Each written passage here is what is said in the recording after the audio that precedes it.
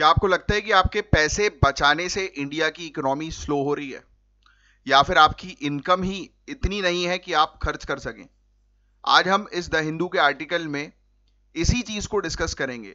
इसमें देखिए, आप जैसे टाइटल देख रहे होंगे, टाइटल जो है वो कनंड्रम लिखा हुआ है। कनंड्रम यानी इस मुश्किल को समझेंगे। तो गाइस देखो, हमारी इकोनॉमी 4 पिलर्स पर खड़ी है।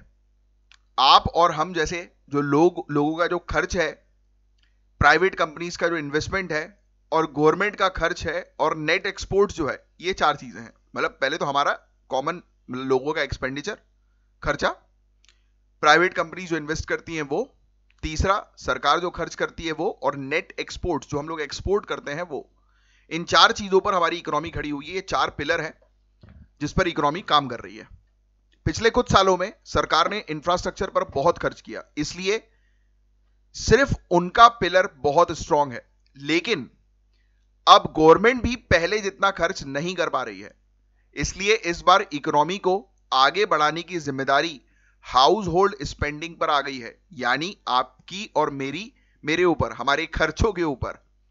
लेकिन प्राइवेट इन्वेस्टमेंट और नेट एक्सपोर्ट्स का क्या हाल है? प्राइवेट कंपनीज भी ठीक से इन्वेस्ट नहीं कर रही हैं, क्योंकि उन्हें लगता है कि मार्केट में डिमांड ही नहीं है, और एक्सपोर्ट्स वो ग्लोबल अनसर्टेनिटी और अमेरिका द्वारा लगाए गए 50% टैरिफ की वजह से बहुत स्ट्रगल कर रहा है। इसलिए हाउस होल्ड स्पेंडिंग ही एक लौता ड्राइवर बचा है जिसके ऊपर देश का फ्यूचर जो है, आप कह सकते हो, और देश की इकोनॉमी आप कह सकते हो, वो टिका है। तो अब सवाल है कि लोगों से खर्चा कैसे करवाया जाए।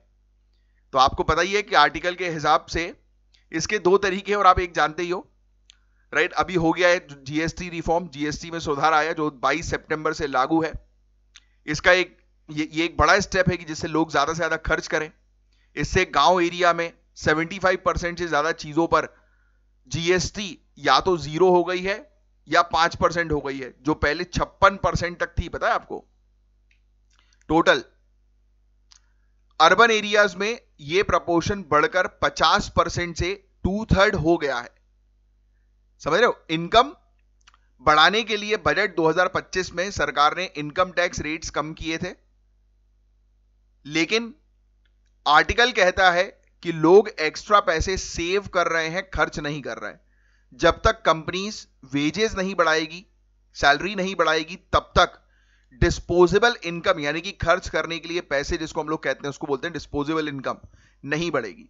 लेकिन अनफॉर्चुनेटली इंडिया में लेबर की सप्लाई ज्यादा है और स्किल्स की कमी है, इसलिए वेजेस तेजी से नहीं बढ़ रही हैं।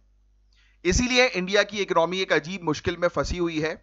हाउस होल्ड कंजम्पशन ही आगे बढ़ाने का एक रास्ता है, जो कि आर्टिकल बता रहा है। और क्योंकि ये ग्लोबल फैक्टर से ज्यादा अफेक्ट नहीं है, लेकिन इसको शुरू करने के लिए पहले गवर्नमेंट को इस पर और भी ज्यादा पैसा लगाना पड़ेगा, जिससे कि एक जंप स्टार्ट इसको मिल सके।